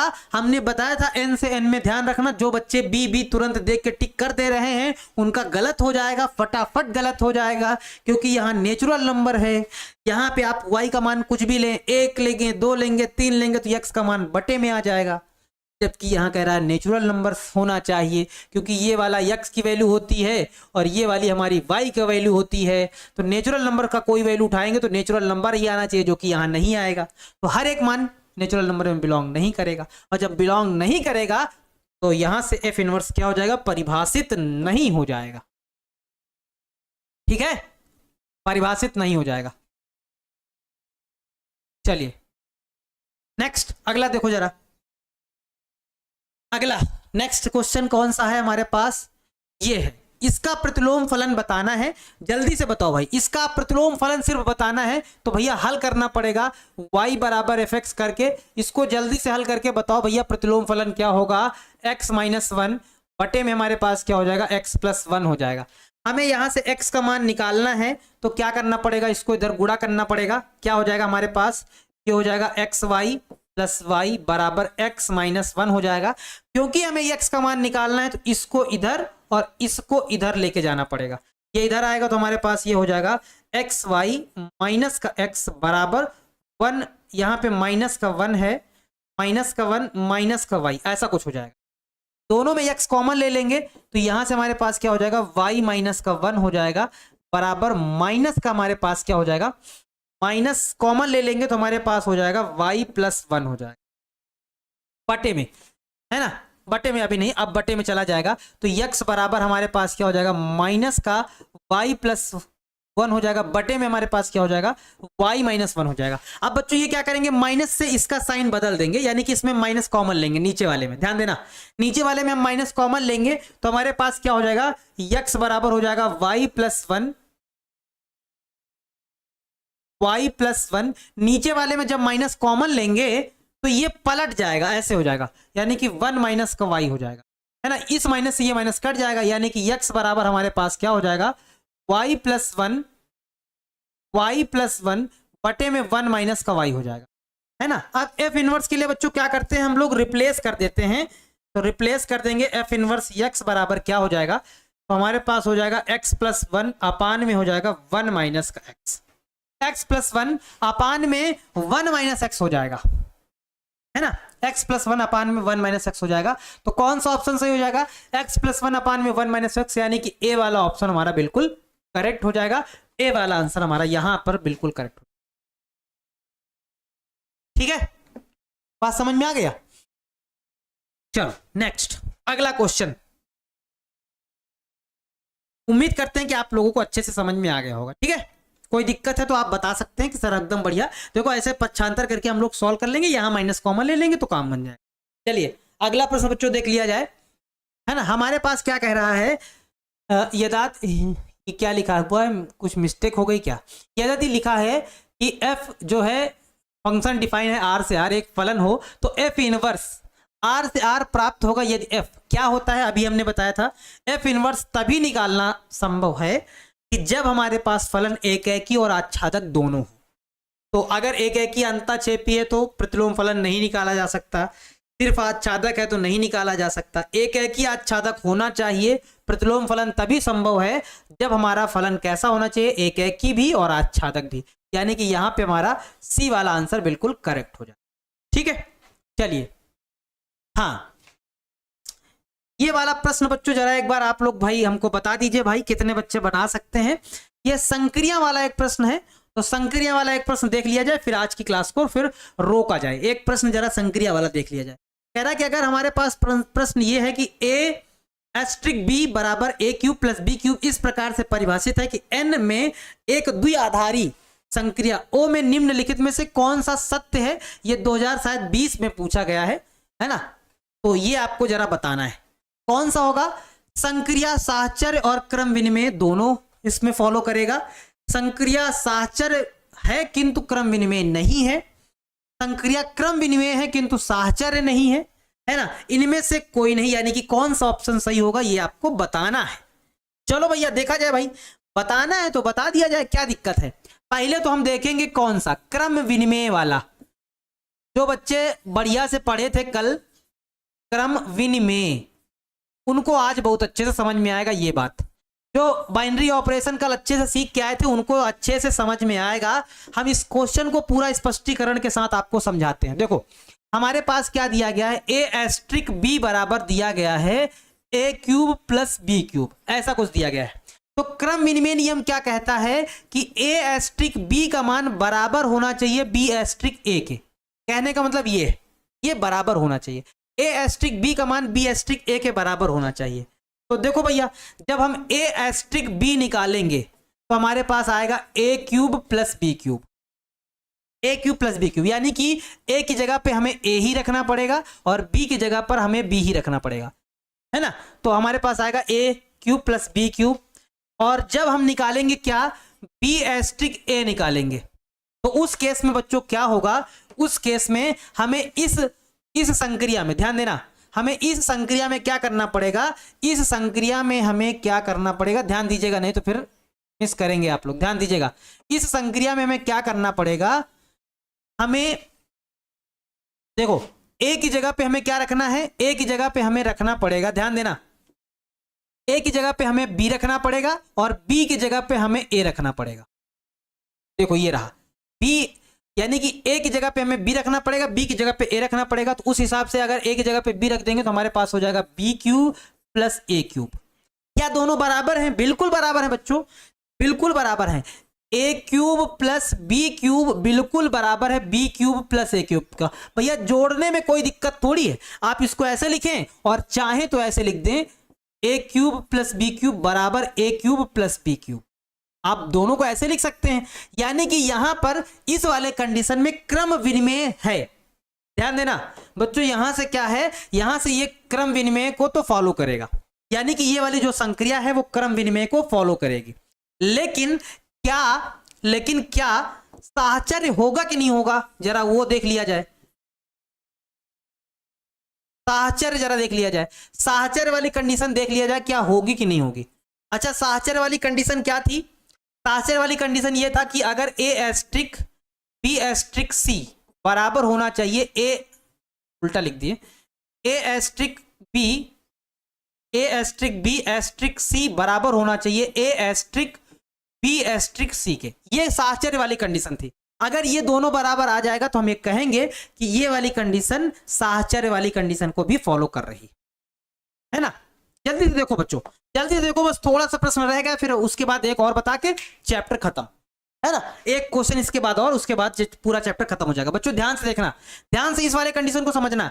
क्या ये बराबर होगा तो पहले हम निकालेंगे ए एस्ट्रिक बी, ए एस्ट्रिक हम लोग बी निकालेंगे है ना।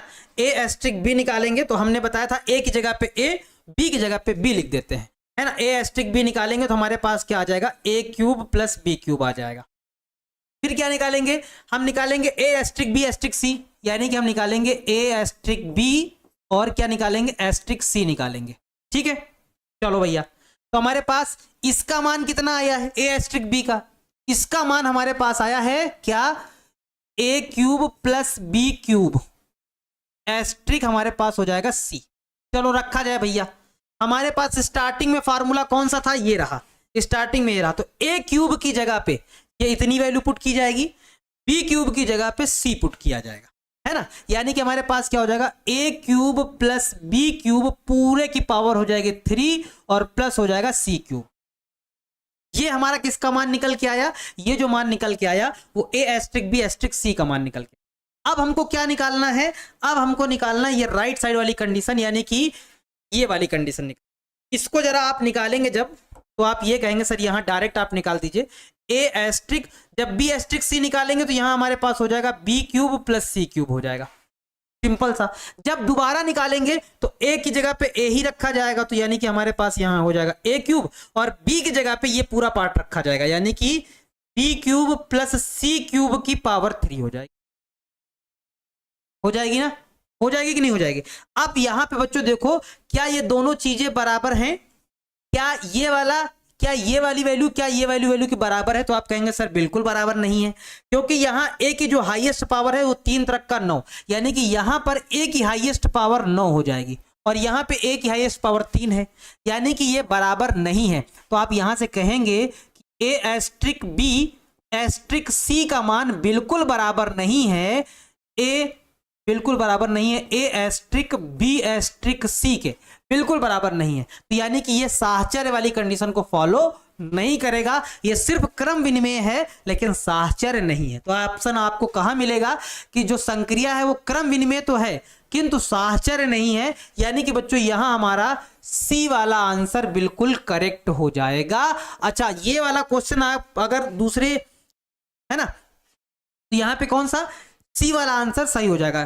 तो इस वाले क्वेश्चन को जरा आप किसी गेस पेपर में अगर आप देखिएगा तो वहां पर इसका आंसर गलत दिया गया है, तो भैया उसको सही कर लीजिएगा है ना।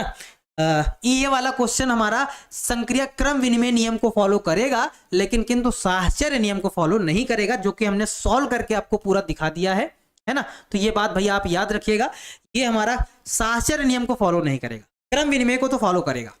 ठीक है, तो ऑप्शन अगर उसमें ऑप्शन सही होगा तो उसको आप, मतलब गलत होगा तो उसको आप सही कर। ठीक है, समझ में आ गई बात। चलो अगला प्रश्न बच्चों जरा देख लिया जाए, हमारे पास कौन सा है। एक प्रश्न आप लोगों को बता दें, जरा 2 प्रश्न रह गए हैं, इनको जरा बता दें। ये वाला एक देखो बच्चों, ये वाला प्रश्न कई बार पूछा जाता है। ये वाला प्रश्न क्या है कि हमारे पास माना कि a बराबर 1,2 इस समुच्चय पर कितने द्विचर संक्रियाएं परिभाषित हो सकती हैं। तो द्विआधारी संक्रियाओं की संख्या हमने बताई थी, द्विआधारी संक्रियाओं की संख्या है ना, संक्रिया की संख्या का डायरेक्ट फार्मूला हमने बताया था n की पावर n का स्क्वायर, बताया था n की पावर n का स्क्वायर। तो n क्या होता है, एलिमेंटों की संख्या। यहां एलिमेंट कितने हैं, 2, तो आप लिखेंगे सर 2 की पावर 2 का स्क्वायर करेंगे तो सर 2 की पावर 4 हो जाएगा, और 2 की पावर 4 का मतलब 16, यानी कि कितने हो जाएंगे हमारे पास, 16 हो जाएंगे। द्विआधारी संक्रियाओं की संख्या कितनी हो जाएगी बच्चों, 16 हो जाएगी। ये फार्मूला है, कल ही क्लास में डिस्कस किया था। ठीक है, चलिए आगे देखो जरा, एक प्रश्न और है, उसको जरा देख लिया जाए तो आप लोग को कंडीशन बिल्कुल अच्छे से समझ में आ जाएगी। हाँ कौन सा, हम देख लेते हैं ये वाला जरा। आज का लास्ट प्रश्न, आज का लास्ट प्रश्न ये है बच्चों, जल्दी से देखेंगे। आज का लास्ट प्रश्न है, फटाफट जल्दी से देखेंगे भाई क्या है। एक बार जरा देखो भाई, लास्ट प्रश्न देखो। हमारे पास कह रहा है यदि द्विआधारी संक्रिया जो है ऑपरेशन दिया गया ए एस्ट्रिक बी बराबर ए स्क्वायर प्लस बी स्क्वायर से परिभाषित हो, तो हमको ए एस्ट्रिक मतलब 1 एस्ट्रिक 2 एस्ट्रिक 6 का मान बताना है। कितना सिंपल क्वेश्चन है। जो बच्चे कल वाली क्लास किए होंगे, यानी कि जो इसके पहले क्लास हुई थी, जिन बच्चों ने क्लास को किया होगा, इस क्वेश्चन की तो गर्दा छुड़ा देंगे, बहुत आसानी से बना देंगे, उनको कहीं भी कोई समस्या नहीं होने वाली है। क्या करेंगे, हमें पहले निकालना है 1 एस्ट्रिक 2। क्या निकालना है हमको, 1 एस्ट्रिक 2 और क्या निकालना है, एस्ट्रिक हमको निकालना है 6 निकालना है। एकदम बढ़िया है, कोई दिक्कत नहीं है। देखो जरा क्या हो जाएगा हमारे पास, पहले तो इनमें ये रखा जाएगा ए की जगह पे 1। ध्यान देना क्या करेंगे हम, ध्यान देना, ये ए की जगह पे रखेंगे और ये रखेंगे बी की जगह पे। जब यहां रखेंगे तो यहां हो जाएगा 1 का स्क्वायर प्लस बी की जगह पे 2 रखेंगे तो ये हो जाएगा 2 का स्क्वायर। एस्ट्रिक 6 लिखा है तो 6 को लिखा रहने देंगे बिना छेड़खानी के। तो हमारे पास हो जाएगा 1 प्लस 2 का स्क्वायर करेंगे तो 4 हो जाएगा। एस्ट्रिक हमारे पास 6 हो जाएगा, तो 4 1 कितना हो जाएगा 5। एस्ट्रिक हमारे पास 6 हो जाएगा। अब आप लोग जानते हैं कि ये अब ए की जगह पे रखा जाएगा और ये मान अब बी की जगह पे रखा जाएगा। रख दो, हमारे पास फार्मूला यही है। तो ए की जगह पे कितना रखेंगे 5, तो 5 का स्क्वायर हो जाएगा, प्लस बी की जगह पे कितना रखेंगे 6, तो 6 का स्क्वायर हो जाएगा। सॉल्व करेंगे तो ये हो जाएगा 25 और ये हमारे पास हो जाएगा 36। इसको जरा और जोड़ लो, 6 5 11 और 3 2 5, 5 1 6, है ना, यानी कि कितना हो जाएगा 61 हो जाएगा। यानी कि हमारे पास कौन सा, सी वाला आंसर हमारा बिल्कुल करेक्ट हो जाएगा। बच्चों इसका जो सी वाला आंसर है वो पूर्णतः हमारा करेक्ट हो जाएगा। ठीक है, सी वाला आंसर हमारा बिल्कुल करेक्ट हो जाएगा। अब उम्मीद है कि आप लोगों को ये चीज निकालना बहुत अच्छे से समझ में आ गई होगी कि हम लोग निकालते आखिर कैसे। इसको हम लोग ऐसे लिखा रहने देते हैं, बाद में सॉल्व करते हैं। ये पहले ए की जगह पे ये, फिर बी की जगह पे ये रख लेते हैं। जब सॉल्व करेंगे तो ये आ जाएगा हल करने पे, फिर ए की जगह पे फिर ये, बी की जगह पे फिर ये रखते हैं, सॉल्व कर लेते हैं। तो इस तरह से हम लोग निकालते हैं।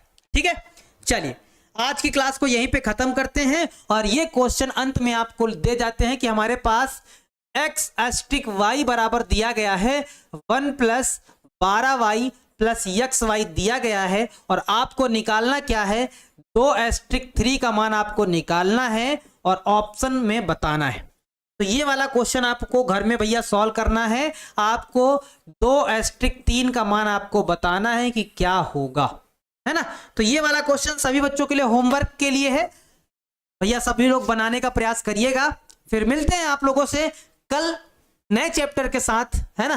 तब तक आप लोग रिवीजन करते रहिए, जो प्रश्न दिए गए हैं इनको एक बार खुद से प्रैक्टिस करिएगा, क्योंकि जो प्रैक्टिस बोलते हैं ना कि प्रैक्टिस वो अस्त्र है जो आपको हर एक सब्जेक्ट का हलवा या हर एक सब्जेक्ट को आसान बनाने के लिए काफी है। अगर आप चाहते हैं आपको मैथ आसान लगे, इजी लगे, तो भैया प्रैक्टिस बहुत सारी करिए। ठीक है, मिलते हैं सभी बच्चों को नेक्स्ट वाली क्लास में। सभी बच्चों को ढेर सारा प्यार, ख्याल रखिएगा, हंसते रहिएगा, मुस्कुराते रहिएगा, सपनों को संजो के रखिएगा। टॉपर बनने का मिला जाएगा आप लोगों से टॉपर वेरिफिकेशन में बोर्ड ऑफिस के सामने। ठीक है, सभी बच्चों को ढेर सारा प्यार, ख्याल रखिएगा। जय हिंद, वंदे मातरम।